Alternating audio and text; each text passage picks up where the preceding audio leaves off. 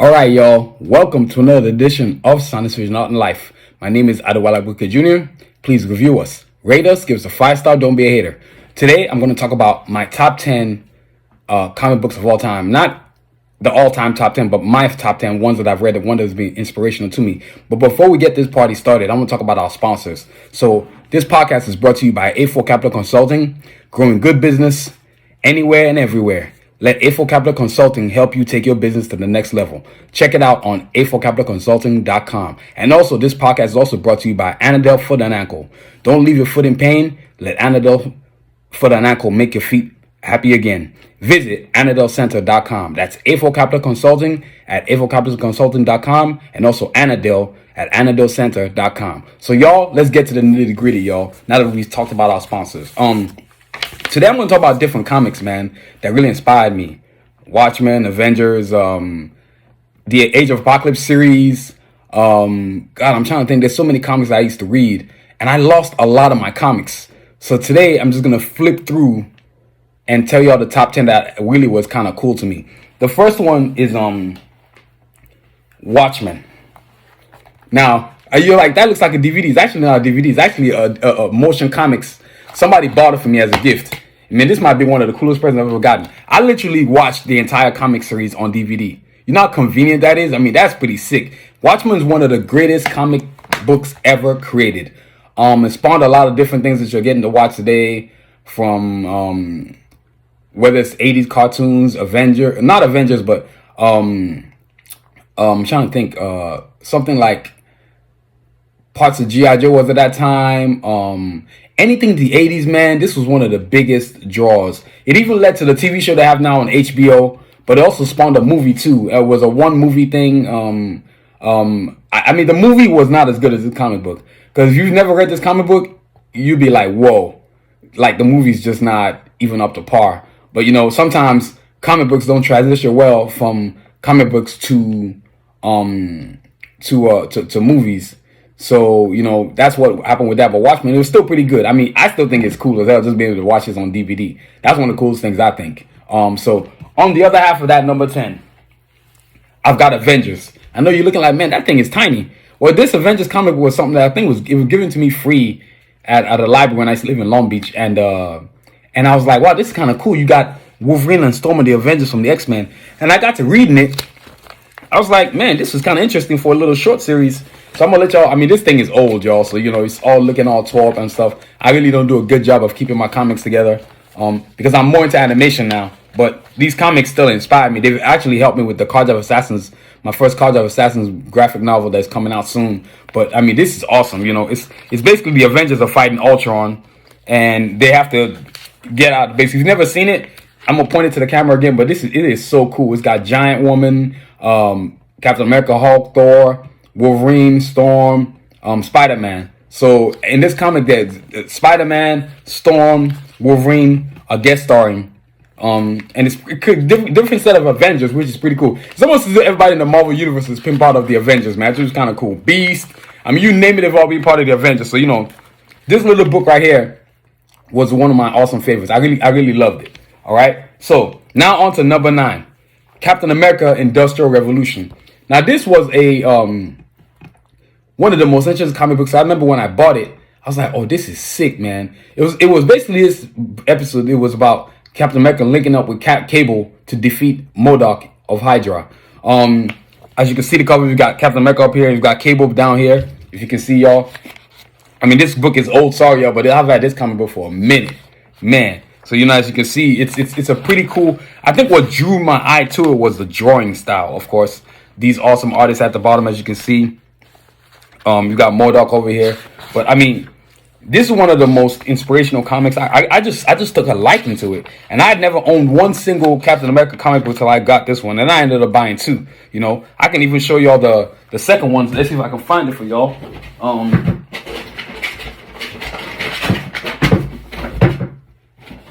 So look, see, I got a second one too. So Captain America keep kicking butt left and right. But you know, this comic book is one of the sickest. And plus the drawing, the illustration was just incredible, man. I mean, I enjoyed it. I think I've done a good job of keeping this together. Of course, Bucky comes in to help out Captain America save the day. You know, as you can see, Cable's over there breaking MODOK off and sure kicking his ass, kicking his butt, excuse me. But you know, I mean, this is one of the most special comic books I've ever owned. Captain America, Industrial Revolution. It's pretty sick. Comics, man. This was in the night, and look at the date on it, y'all. 1997. Comics aren't as, I don't read as much comics books anymore because I've really gravitated towards animation, but I used to enjoy comics, man. I used to love them. But I guess that's happens to you when you become very, very more visual. But then I'm back to being in comics again because now I'm in my own book. So there's a new love for comics again. I'm going to start collecting, and I think the first thing I'm going to go after is X-Men Omega. I got to put that in my ledger. And Marvel versus DC. All right, so that's Captain America right there at number 9. At number 8, Batman Year One, written by Frank Miller, drawn by illustrated by Dave Mazzucchelli. I mean, this is one of the greatest comics ever. Not only did this comic series spawn Batman Year One, a DVD series that came out in 2011, I believe, but it also led to the Dark Knight series. For anybody who watched the Dark Knight series, a lot of the concepts came from this book, Batman Year One. I mean, this might be one of the greatest things DC ever created. As you can see, its date of publication was May 1987. I mean, that's a while back, y'all. I mean, that's ridiculous. Almost 30 years ago, y'all. And this book is still fire till today. You know what I'm saying? So you got to check it out. If you've never read Batman Year One, you have got to check it out. As you can see, I printed the thing off online because one of the things was a lot of the comics I usually have, I don't have them. And so I'm like, you got to be kidding me. You know, so if you've never read this, it's written by Frank Miller. It's a fantastic read. Batman Year One. I mean, it's just a whole different level of comics right here. You know what I'm saying? Batman Year One comes in at number 8. At number 7, this is one of the most awesome books I've ever owned. It was given to me by my brother. X-Men: The Ultimate Guide. Tells you about most of the characters in the X-Men universe. Of course, you got the Great Wolverine on the cover. I mean, this guy at one point was the most famous superhero ever. Number 1. Now he's not. I don't even know if he's mentioned. And I don't know what that has to do more with the movies or just the X-Men, the Logan movies anyway. Except for Logan, a lot of the Wolverine movies weren't up to what I think people wanted. But, you know, like I said again, sometimes comic books don't transition well to movies. But, you know, look at this cover, man. I mean, this is old school, y'all. This book is old. I've had this for at least 12 years, maybe, if not more. Let's flip through, man. Look at this. Xavier on the cover. You know, what date was that? I didn't even put a date on here, man. Look at this. It's a profile of all the characters. Look at the index page, right? Table of contents. You know, I mean, I used to love collecting stuff like this, and thank God I'm back to books and comics again. But look at this, man. Old school X-Men, Cyclops, Angel, Beast, Iceman, Jean Grey. You know, look at Apocalypse from the Age of Apocalypse. Ooh, look at that, man. That's sick right there, y'all. Look at this. The first X-Men class, man. I mean, you got to be kidding me. Comic books ain't what they used to be, man. Woo, I used to love comics. I mean, it goes through the whole history of X-Men, from their villains to the different teams that existed. I mean, and then it goes through character profiles too. You know, changing faces in the 1960s. I mean, 1960s, y'all. X-Men started in the 1960s. That's damn near almost 80 years of existence, man. I mean, this is ridiculous. Excuse me, 60 years of existence. Excuse me, 60 years. I mean, man. And this book actually talks about the first X-Men movie, so it spawned a lot of ideas from the X-Men, the original X-Men movie. You know, covers Cyclops. This is different characters, Iceman. I mean, look at this, man. This is incredible, y'all. You know what I'm saying? So this is incredible. I mean, it's just unbelievable. All the different characters in the X-Men universe. You know, I mean, the base. Oh my God. I mean, this is so cool. Makes me want to go watch the cartoon again. I mean, look at this, man. Magneto. Oh my God. This is fantastic. Asteroid M. Magneto's base. You know, all the various villains from the Brotherhood. Kazar, Juggernaut. You know, Sentinels. Man, how many times have I drawn the Sentinels? Shoot, I must have drawn a lot of drawings from this just for practice, man. I mean, it's ridiculous. Havoc, you know what I'm saying? I mean, it's just, oh my God. Woo! This is amazing, y'all. Look at this. Look at this. All the X-Men on one page. And that's how you do it right there. This is old school X-Men, y'all. I don't know if y'all can see it. Look at that. So look, if you don't have this book, The Ultimate Guide, you'll probably be able to find it on Amazon.com. But hey, this is for keeps. I ain't sharing. You know what I'm saying? Let me check this out, man. This is old school for real, y'all. So that's at right there at number 7, y'all. At number 6, The Uncanny X-Men. God, I have read this book and drawn this book from this book God knows how many times. This very drawing right here on the cover, I've drawn all 3. Storm, Wolverine, and Colossus. And I got a big old drawing of that Storm right there. It's about 4 feet high. It's humongous, y'all. I don't like drawing small. So when I draw pencil that paper, I go big or go home. I mean, this is ridiculous, y'all. I mean, look at this bad boy right here. This is old school for real. So this is the back side, right? Before we start going into it, right? And then this is the, that's the front side, Now, let's talk about the back side. Look at this. Man, comics used to be so cool, man. Because it was the one thing that does like a visual presentation. But now with animation, it's kind of like taking a different path. You know what I'm saying? You know, Marrow over there with Vessel. Now let's get a look at this. This one of my favorites. What I liked about this is the story of where Storm leads the X-Men, Colossus and Wolverine, and with Callisto into the Morlock tunnels to battle Marrow and the other Morlocks. You know, because they've just gone crazy. Of course, it starts off with them playing the baseball at X Mansion, and then, you know, all hell's gonna break loose, as you can see. And I used to love these commercials in the comic books, man. I mean, comics books was the spot, man. You could get lost in the comic book for like 5-6 hours, man, reading the same thing over and over again. I mean, look at these awesome illustrations, man. I mean, this really inspired a lot of my stuff that I did with the Karjakz Assassin universe, specifically X-Men, because there were so many individuals, just like I have in my characters, in my universe, the Karjakz Assassin universe. I mean, it's just ridiculous, the amount of characters, man. I mean, look at this, man. This is the old school coolest, man. This is so sick, y'all. And you know, so you gotta go get your own. I mean, these comics are hard to find now. These are as tattered as mine is right now. I'm pretty sure somebody would still buy it from me. They'd be like, yeah, let me get that right there. And the cool thing is, this is the 25th anniversary issue of the Uncanny X-Men. So, you know, special edition, the special issue. I think, yeah, what is this? Yeah, anniversary. Sorry, not the 25th anniversary issue, but just the anniversary issue. I mean, this is sick, y'all. I mean, look at this, man. Storm and Callisto about to go at it. Then Storm goes against Marrow. Excuse me. Look at that. All just dropped out of my mouth. Can you believe that? Ain't nothing new on this show. You know what I'm saying? I mean, this is sick, y'all. I mean, look at this. Man, this is sick. Look at the front again. I mean, that's just sick, man. They don't make comics like they used to, y'all. So, on to our next one, right? What's the next one? We got number 5 on this list. We got Marvel versus DC. Now, Marvel versus DC is interesting because, let me show you the cover, because I had to print it because I couldn't find my comics. This is one of the ones that hurt me. I had all 4 issues in the entire series. All 4. 1, 2, 3, and 4. And I lost every one of them. I don't even know where they are, y'all. I mean, my feelings is hurt right now just thinking about me not having it. So, you know, this is the cover for issue number 1 on the whole series. But I'm going to show y'all. I'm going to get on the website real fast. You know what I'm saying? And I'm going to flip my phone around so y'all can see. Oh, I can't flip it around. You know what I'm saying? But look.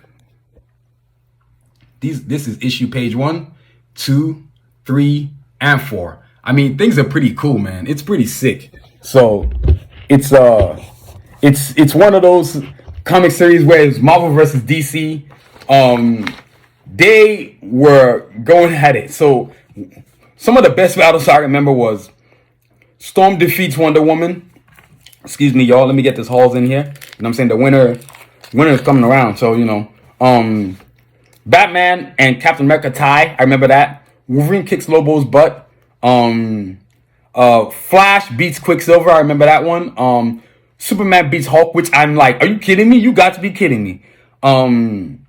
Namor defeats Aquaman, I believe. No, excuse me. Aquaman defeats Namor, excuse me. I think Robin fights Jubilee. I mean, and Spider-Man fights Superboy.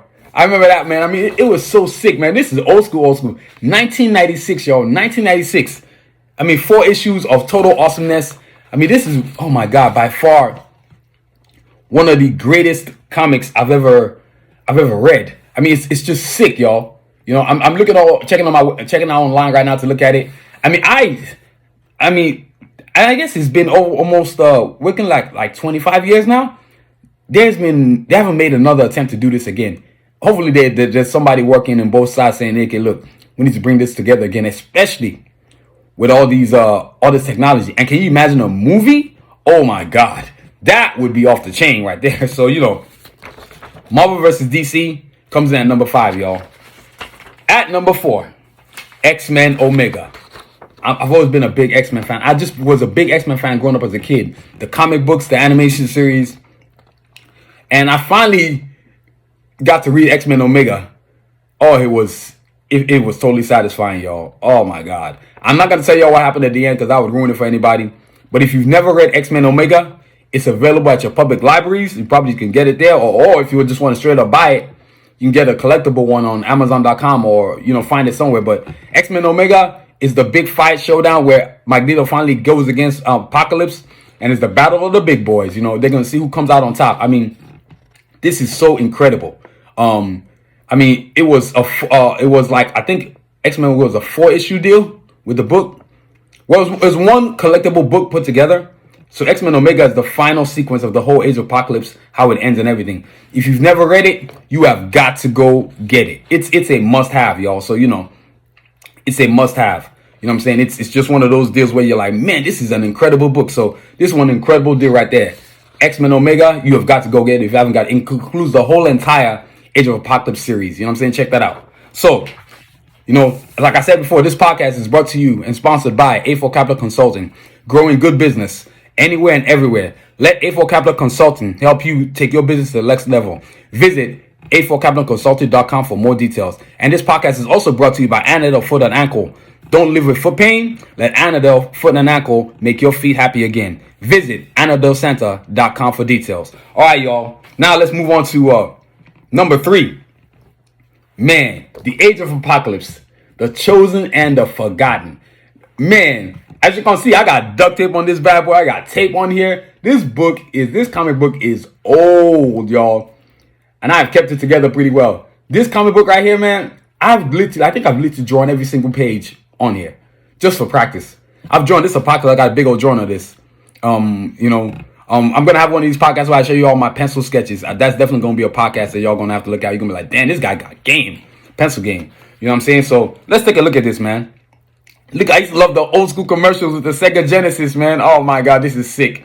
And so this is Mandarin entering Apocalypse's Sentinel, one of Apocalypse's soldiers. You know what I'm saying? So check this out. Let's flip through this thing. So what this comic book is about is Apocalypse deciding all the characters that are part of the Age of Apocalypse saga, Age of Apocalypse era, deciding who's chosen, who's forgotten. As you can see here, Rogue and Magneto are chosen. Some characters, I couldn't believe they were chosen and those who were forgotten. Like X-Man was forgotten. I'm like, dang. And I don't think X-Man was forgotten because he's a weak actor. I think X-Man was forgotten because Apocalypse doesn't like an adversary is equal to him. X-Man wasn't much. You only if you know a lot about X-Men will you know about X-Man. But if you don't know anything about X-Men, you might not know about X-Man. So X-Man is one of these characters. He's the son of Jean Grey and Scott Summers. If I'm correct, right? So it's just one of those characters. This book was so sequential, and in the whole Age of Apocalypse saga, he was really instrumental. You know what I'm saying? And one of the things that have to happen, Cyclops, he's got the one eye, man. You know what I'm saying? And guess who took that one eye out? You get it, Wolverine. You know what I'm saying?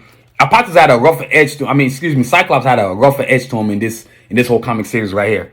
Just looking at this whole book, man. Look at this show. I'm just flipping through this awesomeness. Gambit and the Havoc, Mr. Sinister, Storm the Goddess. These comic books are so sweet, man. This comic book was so captivating. Excuse me. I have read this comic, I don't know how many times. It's probably over 50 times at least. I just keep reading it. It's something I just enjoy reading. It's one of my best while drawing my book, creating my graphic novel. It's something I referenced all the time just to see what ideas, how I could be. I was inspired by this book repeatedly. North Star and Beast. You got Quicksilver, like I already showed y'all. Storm. You know what I'm saying? It's ridiculous, y'all. Look at this. The Four Horsemen, a Beast, Holocaust, and Mr. Sinister. I used to love the commercials in the comic books, y'all. These is awesome. Nightcrawler and Mystique, the High Council, Weapon X, baby. That's right, Wolverine, my favorite X-Man. You know what I'm saying? I mean, look at this, X-Men and Jean Grey. In this one, I guess Jean Grey and Wolverine finally link up. They're a couple now. You know what I'm saying? And you can see Wolverine's hand is chopped off. Well, guess who took that off? Cyclops. Optic Blast. Just like the video game. Look at this. Gambit and the Externals. Colossus. Colossus was a really cool character in this whole Age of Apocalypse, y'all. Y'all got to read this thing, man. This book I'm holding in my hand is actually part of the Age of Apocalypse issue series. The whole part of the universe. And then Angel, you know what I'm saying? You got the Spider-Man old school. You got Sabretooth and Wild Child. Bishop, of course, you know what I'm saying? The Time Traveler. You know what I'm saying? I want to see X-Men or Marvel do a movie on Bishop. Do something on Bishop. I mean, good Lord, you got so many actors, man. And of course, Charles Xavier, and of course, Apocalypse at the end. I mean, this book is so cool. I mean, look at this, y'all. The back, I'm trying to keep it together. And then the front, man. And if you look at it as a whole, right? I love this episode right here. Look at this. Man, this is so sick.